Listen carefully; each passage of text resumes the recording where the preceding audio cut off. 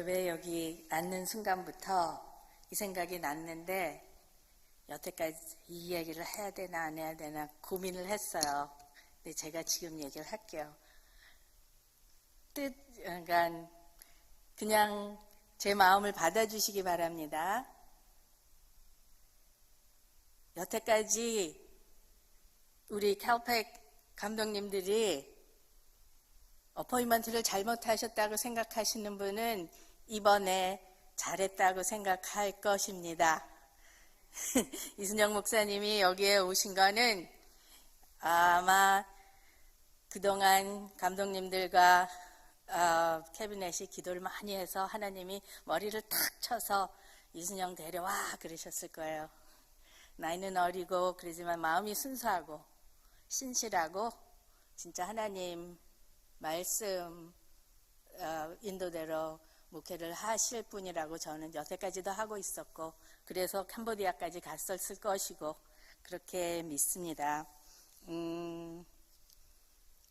같이 계속 열심히 예수 섬기시면서 치유도 받으시고 또 영적으로 많이 성장하는 그러한 교회가 되기를 설교하기 전에 미리 축원합니다.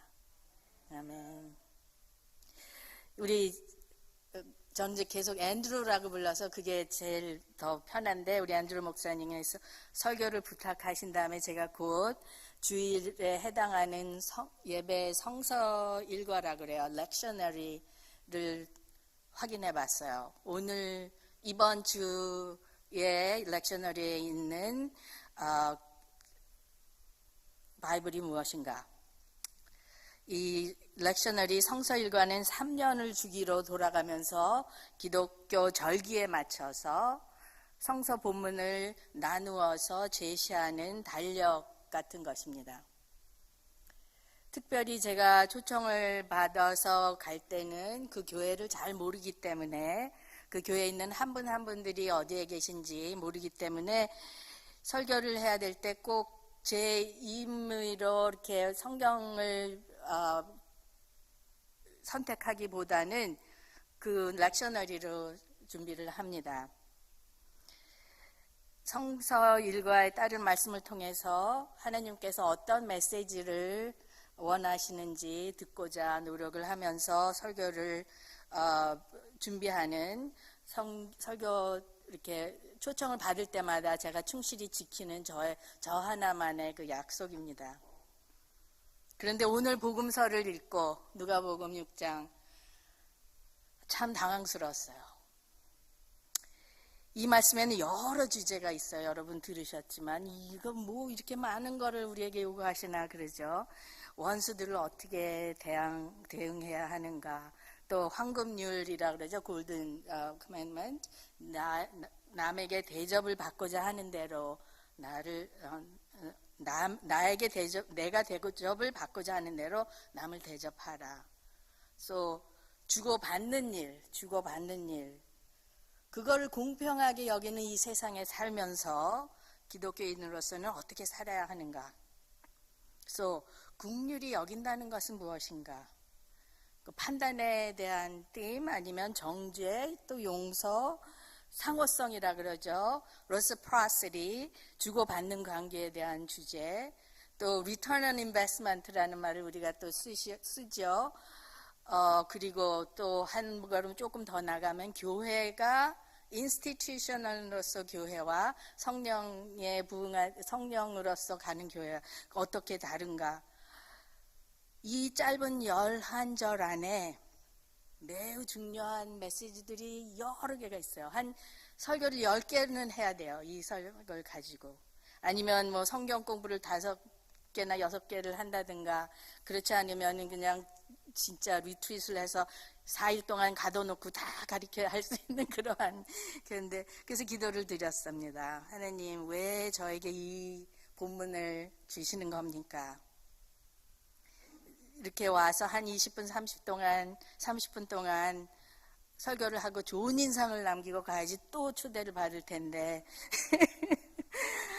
이렇게 하면 어떻습니까? 왜냐하면 이 본문을 제가 사실 그렇게 풀어가다가 할 얘기가 너무 많아서 그냥 막 튀어나오는 말로 하다가 또 오해를 받을 수가 있잖아요. 그리고 왜냐하면 또 이 띠이 제가 평생 공부한 띠이에요. 박사학위도 여기서 이 띠에서 나왔다고 할 수 있고, 지금 제가 하고 있는 일은 사실은 목사들을 가리키는 일입니다. 저희 학생들은 거의 다 목사들이에요. 그러면서 그 목사들에게 내가 계속 부르짖는 일들이죠. 어떤 때는 그러니까 미국 사람들 막 한국 사람들도 가끔씩 오지만, 우리 교인이 안 변해요. 그래. 그러면 내가, 니네 교인이 왜 변하겠니? 네가 안 변하는데. 왜냐하면 교인들은 목사들 그릇만큼 가죠. 목사들이 막 이렇게 신경을 써서 그러면 교인들도 막 신경을 써요. 그게 나이에 상관없이. 그래서 아마 목사들을 영적 지도자라고 하나 봅니다.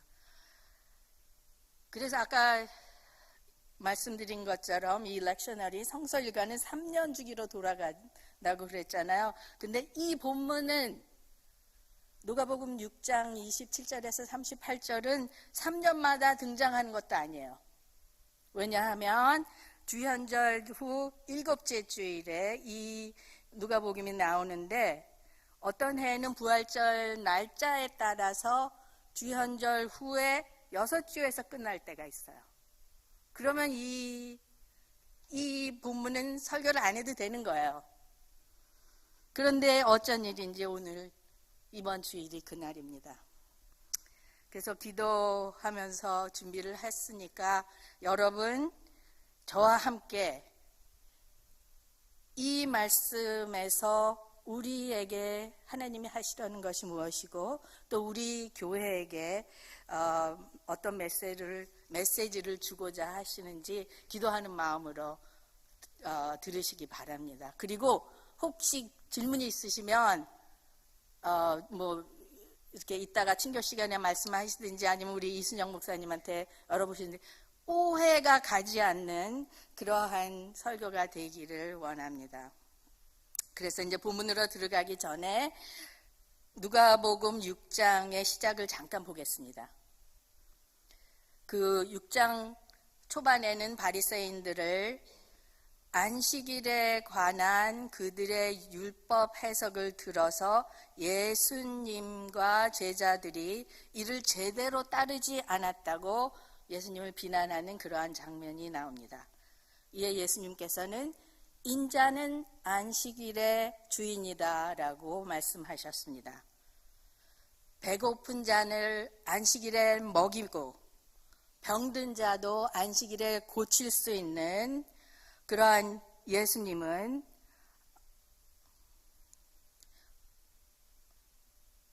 안식일의 규정도 뛰어넘는 예수님의 권능과 사랑을 디스크라이브 한 것이죠.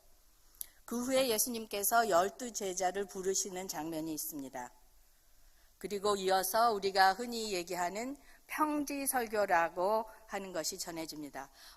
마태복음에서는 이 같은 내용으로 예수님께서 산상 위에 올라가셔서 설교하시는 것을 소위 산상설교라는 것을 우리가 배웠을 것입니다. 그런데 그 같은 말씀을 마태는 예수님을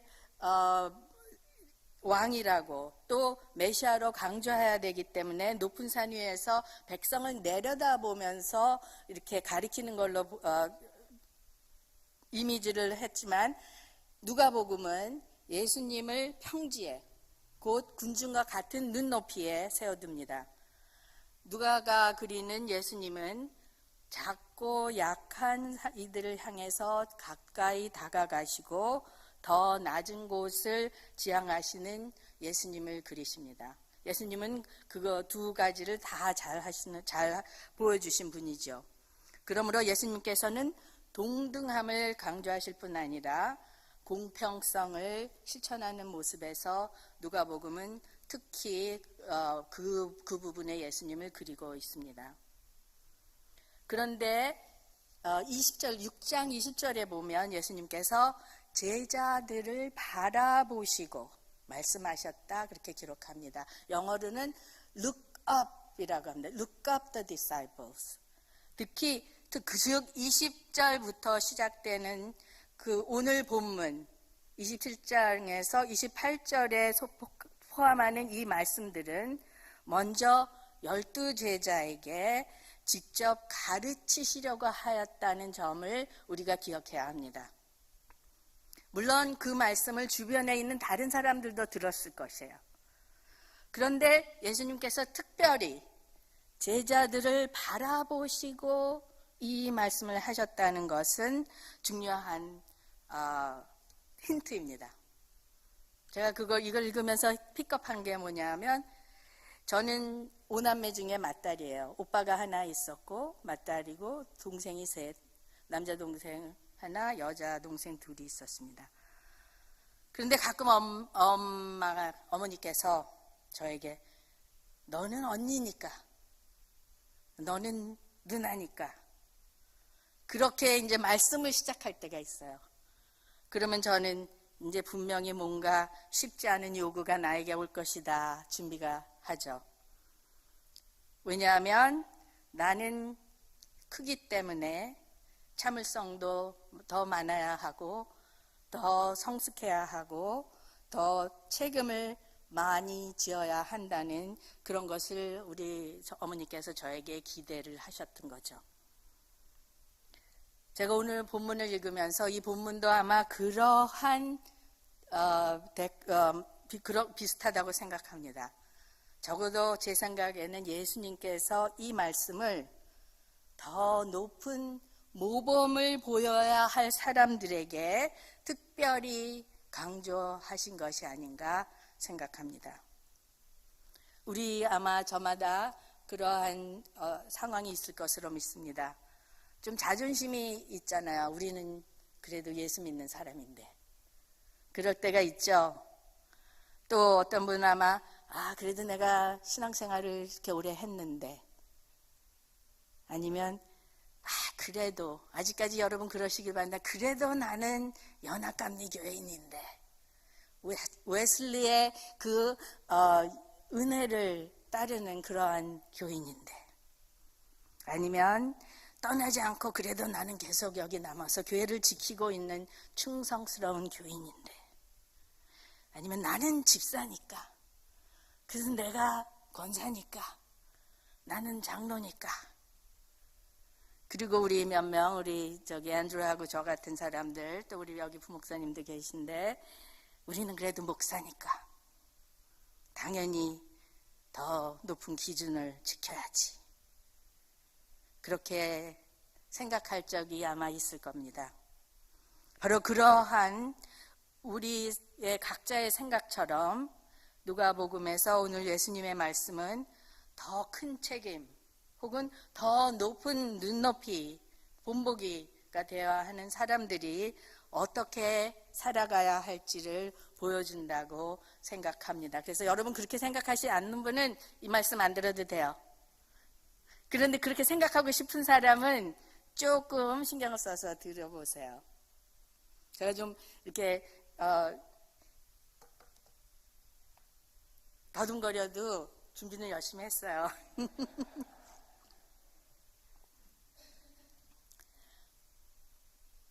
예수님은 이 말씀을 통해서 우리가 일반적으로 우리의 착한 일들, 선행의 동기라고 여기는 그 상호성을 뒤집어 놓으셨습니다. 보통 사람들은 서로 주고받으며 사는 길이 당연하다고 여기고 살아가지만, 예수님은 우리가 그보다는 훨씬 더 높은 차원의 모습으로 살아가시기를 원하십니다. 6장 27절에서 31절을 보면, 그러나 너희 듣는 자에게 내가 이르노니 너희 원수를 사랑하며 너희를 미워하는 자를 선대하며 너희를 저주하는 자를 위하여 축복하며 너희를 모욕하는 자를 위하여 기도하라. 너의 뺨을 치는 자에게 젖뺨도 돌려대며 내 겉옷을 빼앗는 자에게 속옷도 거절하지 말라. 네게 구하는 자에게 주며 내게 내 것을 가져가는 자에게 다시 달라 하지 말며 남에게 대접을 받고자 하는 대로 너희도 남을 대접하라. 원수를 사랑하라. 그렇다면 여러분, 원수가 누굽니까? 여기서 원수는 단순히 우리가 미워하는 그 사람들을 원수라고 하는 것이 아닙니다. 원수는 나를 해치려 했거나 아니면 나를 실제로 해했거나 혹은 내게서 무엇을 뺏어갔거나 그것이 사람이건 물건이든 그러한 사람일 수 있겠습니다. 그러면 그들을 어떻게 사랑할 수 있을까요? 이미 나를 해치거나 나에게 소중한 것을 빼앗아간 그 사람들을 왜 어떻게 우리는 사랑할 수 있을까요? 이른바 이런 사람들을 우리가 가해자라고 하죠. 어떻게 우리는 가해자를 사랑해야 합니까? 37절 말씀에서는 이렇게 이어집니다. 비판하지 마라. 그리하면 너희가 비판을 받지 않을 것이요. 정죄하지 마라. 그리하면 너희가 정죄를 받지 않을 것이요. 용서하라. 그리하면 너희가 용서를 받을 것이요. 특히 피해자에게 도전하는 그 핵심은 용서입니다. 용서하라. 그러면 너희는 용서받을 것이라. 그런데 제 경험에서 보면, 그리고 제가 지금 하는 일을 하기 위해서 신학과, 심리학과, 교육학을 논문을 통과했어야 했어요. 그 과정에서 심리학으로 배운 것도 보면 상대를 용서하지 못한 상태에서는 결코 넉넉함과 간대함이 나올 수가 없습니다. 누군가를 진심으로 사랑하려면 먼저 그 사람에 대한 용서가 실행이 돼야 된다는 것이죠. 나를 미워하는 사람에게 선을 베풀기 전에 먼저 그들을 용서해야 합니다. 나를 저주하는 자를 축복하기 전에 먼저 그들을 용서해야 합니다. 내 입뺨을 치는 사람에게 젖뺨을 내어주기 전에 먼저 그 첫 번째 맞은 뺨에 대한 것을 용서해야 합니다. 내 겉옷을 뺏은 사람에게 속옷까지 주기 전에 겉옷을 빼앗아간 그 행위 자체를 용서해야 합니다. 내 소유를 다 빼앗아가서 빼앗는 자에게 더 줄 수 있으려면 먼저 그 빼앗긴 것에 대한 이 마음의 앙금을 용서해야 합니다.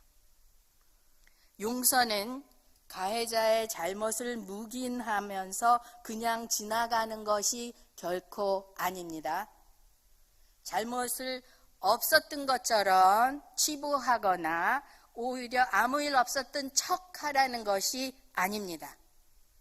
오히려 진정한 용서는 정당한 분노나 상처를 무시하지 않으면서도 내 안에 있는 증오나 적의를 내려놓을 수 있을 때 하는 것입니다.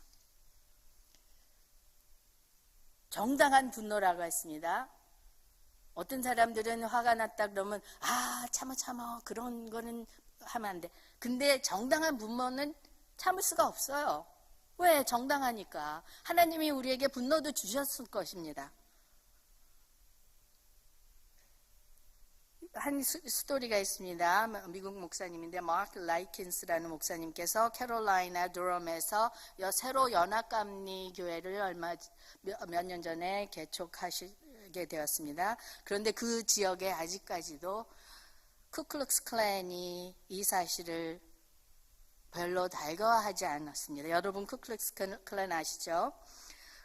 이 목사님이 세우려 하는 교회가 다인종 교회였기 때문입니다. 그래서 이 KKK 단원들이 라킨스 목사님에게 살해 위험을 하고 목사님 자동차에 벽돌을 던지고 또 교회 부지를 건축하기 위해 공청회를 열 때면은 그들이 따라와서 당신은 이단 교주라 그러면서 비난을 퍼부었습니다. 그런 후에 엠마오 워크라는 그 영성 프로그램, 우리 한국 사람들은 트레스디아스라고 이렇게 변형해서 하는 그 영성 프로그램에서 이 목사님이 우연히 그 한 옛 KKK 단원을 만나게 되었습니다. 그 사람이 와서 참회를 하면서 사과를 했지만 그 목사님이 이렇게 고백합니다.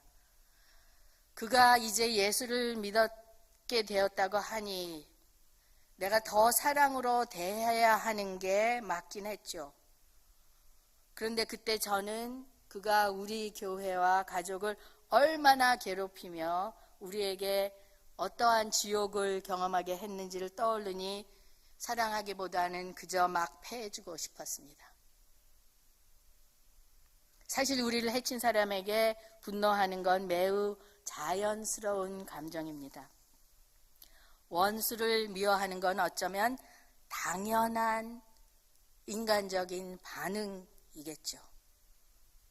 하지만 용서는 상대를 위한 것이 아니라 나 자신을 위한 것이 맞습니다.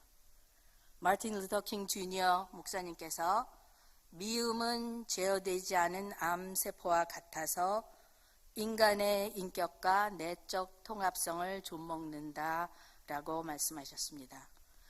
즉 용서를 하지 않고 미움에 사로잡혀 있으면 결국 내가 파괴된다는 것입니다. 이제 요건 잠깐 지우시고 다음에 또 이제 마틴 루터 킹 목사님 제가 또 다시 코테이션 하겠습니다. 그렇기 때문에 용서는 오히려 내 자신을 사랑하고 내 자신을 아끼기 위해서 필요한 선택인 것을 기억하시기 바랍니다. 그렇다면 용서의 힘은 어디서 올까요? 어떻게 우리는 용서할 수 있는 힘을 가질 수 있을까요? 여러분 오늘 설교 다 잊어버려도 지금부터 제가 드리는 이 말씀을 꼭 기억하시기 바랍니다. 지금은 수긍이 안 돼도 옛날에 김수희 목사가 그런 적을 한 적이 있지 그렇게만 기억하셔도 되겠습니다. 왜냐하면 내가 이걸 가지고 평생을 고민을 했어요. 그런데 이 한 가지 진실을 아무것도 안 믿으시면 저를 믿으시고 당부드립니다. 기억하고 계세요. 우리 자신이 힘이 약해서 피해를 보는 상태라고 느낄 때에 우리가 누군가를 용서하는 것은 대단히 어렵습니다. 우리가 끝내 피해자로 남아있는 한 우리에게는 용서할 힘이 없기 때문입니다. 용서는 무력한 사람이 하는 것이 아닙니다. 오히려 내가 강하다고 느낄 때, 내가 강해졌을 때에 제대로 용서를 할 수 있는 것입니다.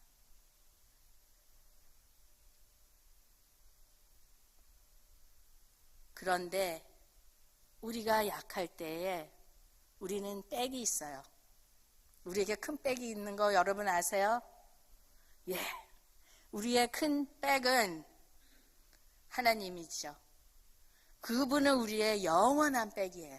우리가 어떻게 잘못 가든 제가 사실은 목회하면서 그냥 앰비션에 빠져가지고 이렇게 쫙 높은 자리까지 올라간 적이 있어요. 2002년인데. 그래가지고 내가 세상 이 UMC를 구해야겠다. 근데 거기서 1년 만에 뚝 떨어졌어요. 그래가지고 내가 하나님 거기 1년만 놔줄 것이면 왜 거길 저를 보내셨습니까? 그랬어요. 시카고에 그 오피스가 있었는데. 근데 하나님이 뭐라 그러시는지 아세요? 기도를 막 하면서 하나님 왜 날 보내셨어요? 그때는요 지금 정 감독님 그런 분들 나오기 전이에요. 그래 혼자서 이제 막 한국 여자 이러고는 했는데 하나님이 하시는 말씀이 내가 가지 말랬으면 네가 안 갔겠니? 그러시더라. 그러면서도 그냥 놔두셨어요. 근데 내가 거기서 탁 떨어지고 정신을 차린 다음에 그거를 추스리는데 한 몇 년이 걸렸어요. 그런 다음에 박사 논문을 쓰기 시작해서 12년 동안 못 쓰던 거를. 왜냐하면 이 용서가 안 된 사람들이 있었기 때문에. Anyway, 그거는 이제 한 더 시간이 많아야 다 얘기를 해드리는데, 아까 그 목사님, 마크 라킨스 목사님의 이야기로 되돌아가면, 그분은 처음에는 피해자가 돼서 너무너무 괴로웠어요. 아직 피해자의 입장에 있었기 때문에. 그런데 그는 기도를 많이 했어요. 기도를 하면서, 하나님, 제가 이 사람을 어떻게 용서를 해야 합니까? 그런데 기도를 통해서 하나님이 힘을 주셔서 이제는 내가 너를 용서할 수 있겠다. 그런 순간이 왔다고 해요. 그래서 그걸 고백하고 그리고 그분과 이렇게 악수를 하고 임브레이스를 하셨다고 합니다. 그 기도가 오래 걸릴 수도 있어요. 왜냐하면 한이 너무 많고 깊으면, 우리 치유가 안 됐으면. 그런데 계속 우리가 기도를 하면 기회를 주세요, 하나님이. 우리를 튼튼하게, 우리를 힘세게 만들어주는 기회를 주시더라고요. 그래서 누가 용서하라 그러면 아직 준비가 안 됐어요, 그렇게는 얘기를 하세요. 그리고 기도 열심히 하셔서 하나님의 힘을 받아서 용서할 수 있는 힘을 기르시기 바랍니다. 아멘. 역사를 돌아보면 예수님의 이 말씀을 곧 원수 사랑을 진실로 실천한 분들은 그리 많지 않습니다. 그래도 그 중에서 대표적인 한 분을 꼽자면 아까 우리 본 마틴 루터 킹 주니어 박사를 들 수 있겠습니다. 킹 목사님은 원수를 사랑하라는 제목의 설교에서 이렇게 열정적으로 선포하셨습니다. 우리에게 고통을 가하는 이들에게 우리는 고통을 감내해낼 수 있는 능력으로 맞설 것이다. 이거는 CC가 하는 말이 아니에요. 겁쟁이가 하는 말이 아니에요. 우리는 그런 능력으로 맞설 것이다. 당신들이 우리를 어떻게 대하든지 우리는 계속해서 사랑할 것이다. 부당한 법에 우리는 양심상 따를 수 없다. 왜냐하면 악한 것을 비협조하는 것도 선에 협조하는 것만큼이나 도덕적인 의무이기 때문이다. 우리를 감옥에 넣어도 우리는 당신들을 사랑할 것이다. 우리의 집에 폭탄을 날리고 우리의 아이들을 위협해도 우리는 여전히 당신을 사랑할 것이다. 복면을 쓴 가해자를 심야에 보내서 우리를 두들겨 패고 반쯤 죽게 만들어도 우리는 그래도 당신들을 사랑할 것이다. 그러나 분명한 것은 우리가 감당해낼 수 있는 고난을 받아내는 능력으로 언젠가는 당신들을 지치게 만들 것이고 결국 우리는 자유를 얻게 될 것이다. 그러나 그것은 우리만을 위한 자유가 아니라 당신들의 마음과 양심에도 호소하여 결국 당신들과 함께 당신들도 함께 변화시키고 말 것이다. 그때야말로 우리의 승리는 2배의 승리가 될 것이다. 이 말씀은 진정으로 용서의 힘을 신천하는 사람이 아니면 할 수 없는 말이라고 생각합니다. 피해자의 의식을 가지고 이런 생각은 할 수 없습니다. 그래서 그분은 흑인이었지만 백인들이나 어떠한 인종보다 더 높은 곳에서 그 힘으로 이러한 운동을 하였을 것입니다. 예수님께서는 오래전에 12 제자에게 너희가 능히 이렇게 살 수 있다. 그렇게 말씀하셨습니다. 지금 누가복음은 그 메시지를 우리에게도 같이 동일한 마음으로 전하고 있습니다. 너희 아버지의 자비로우심 같이 너희도 자비로운 자가 되어라. 우리는 하나님의 자녀라는 정체성을 갖고 있죠. 여러분 하나님의 자녀라는 거 다 알죠? 그런데 그거는 정체성만이 아니라 하나님께서 원수까지도 사랑할 수 있는 힘을 우리에게 부어주신다는 약속입니다. 용서의 힘이 바로 그 자비로우신 하나님께서 나오기 때문입니다. 하나님 아버지의 큰 긍휼하심으로 우리의 죄도 용서받았으니 우리도 그의 자녀로서 용서의 힘을 실천할 수 있도록 되게 하나님께서 만드실 것입니다. 여러분이 원하신다면. 그리고 지금도 그리스도께서는 성령으로 우리에게 힘과 능력을 약속하고 계십니다. 다시 한번, 너의 아버지의 자비하심 같이 너희도 자비로운 사람이 되어라. 아멘. 아멘.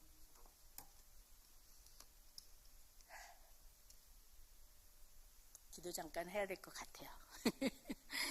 주님, 제가 버벅거리면서 하신 말씀 그 뒤에 계신 하나님의 뜻을 저희 가슴에 꼭 채워주시고, 또 그 기도를 하는 분이 있다면 계속해서 능력을 주실 것을 믿습니다.